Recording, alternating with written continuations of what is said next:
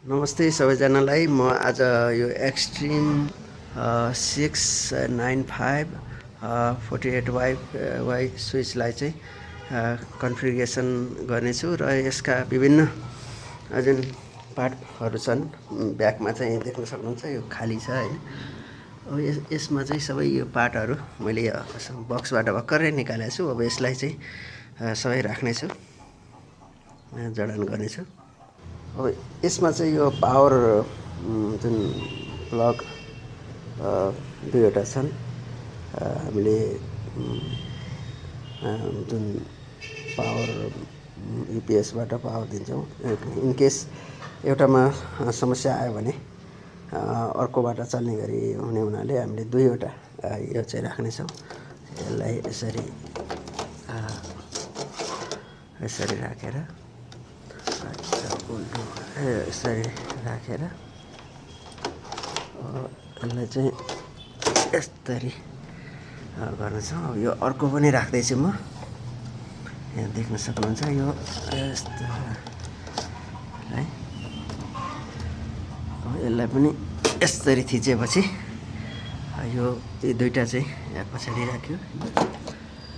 अब यो चाहिँ एयर आउट हो हैन। यसमा चाहिँ 1 2 3 4 5 6वटा छ हैन। यो एयर आउटलाई यसरी पालै पालो यसरी पालै पालो चाहिँ मैले यसरी राखिदिन्छु। यहाँ देख्न सक्नुहुन्छ यो यसरी राखेँ। यो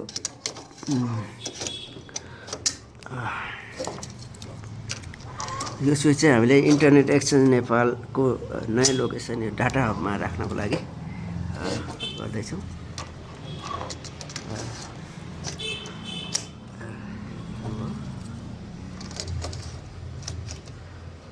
यो सबै हामीले राख्यौँ।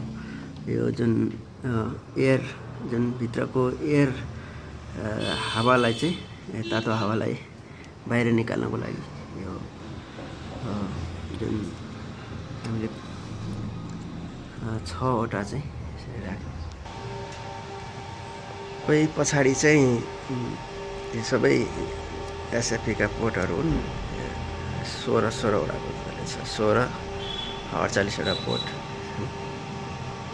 यिनीहरू चाहिँ यो जुन ठुलो जुन एसएफपी लाग्छ यो 40 GB अर्को एसएफपी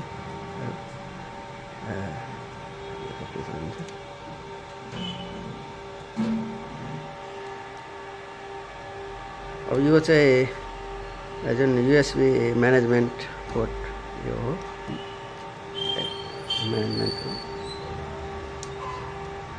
हामीले कन्सोल लाएर चाहिँ यो अहिले एकैछिनमा यसको सबै कन्फिगरेसन पनि गर्नेछु म। यहाँ अब यो स्विचमा चाहिँ देख्न सक्नुहुन्छ extreme network extreme switch x695 56 port switch high performance 10 देखि 25 सम्मको। यसले चाहिँ 25 GB सम्म सपोर्ट गर्छ हैन। अनि यसमा देख्न सक्नुहुन्छ एक्सट्रिम नेटवर्क प्रोडक्ट हैन। एक्सट्रिम स्विच x695 सिस्टम हैन। अब यसमा 48वटा पोर्ट चाहिँ एसएफपी पोर्टहरू छन् हैन।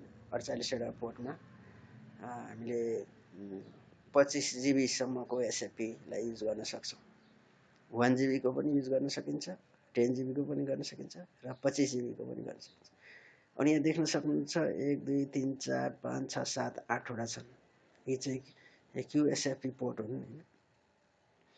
यी एसएफपी चाहिँ क्युएसएफपी पोर्टको क्षमता चाहिँ 40 अथवा 100 GB सम्म छ।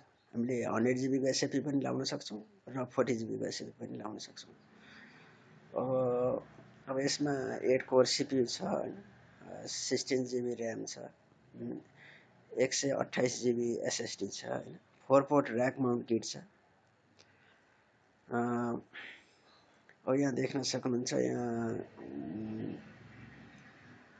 यसरी चाहिँ यो 48वटा चाहिँ एसएफपी पोर्ट भयो होइन। अनि 8वटा चाहिँ क्युएसएफपी पोर्ट भन्छ। क्युएसएफपी जुनले चाहिँ 10G पनि सपोर्ट गर्छ, 25G पनि सपोर्ट गर्छ, 40G पनि सपोर्ट गर्छ, 50G पनि सपोर्ट गर्छ, अथवा 100GB पनि सपोर्ट गर्छ। अब अलिकति म हाइलाइटमा गएँ। अब 25GB switch port spine left hand aviation application छ। 48 पोर्ट चाहिँ 10 to 25 gigabit Ethernet connectivity plus 8 port चाहिँ 40 into 100GB कनेक्टिभिटी छ।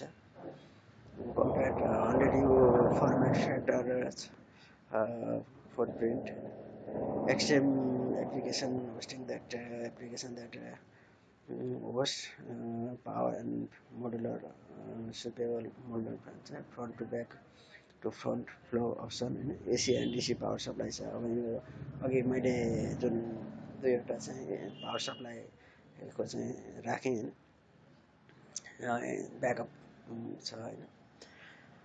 फ्लेक्सिबल डिप्लोयमेन्ट अप्सन छ। The x695 can handle a range of high bandwidth application होइन, including high density 10GB to 25GB top rack application. Says it can also flexible support uplink 25GB, 40GB, 50GB or even 100GB सम्मको चाहिँ internal. प्राइसिङको चाहिँ भने चाहिँ pricing 29,000 यो चाहिँ प्राइसिङको चाहिँ काटेको छ। हस्, सबैजनालाई धन्यवाद। मेरो यो भिडियो अन्तिमसम्म हेरिदिनु भएकोमा यहाँहरू सबैलाई धन्यवाद।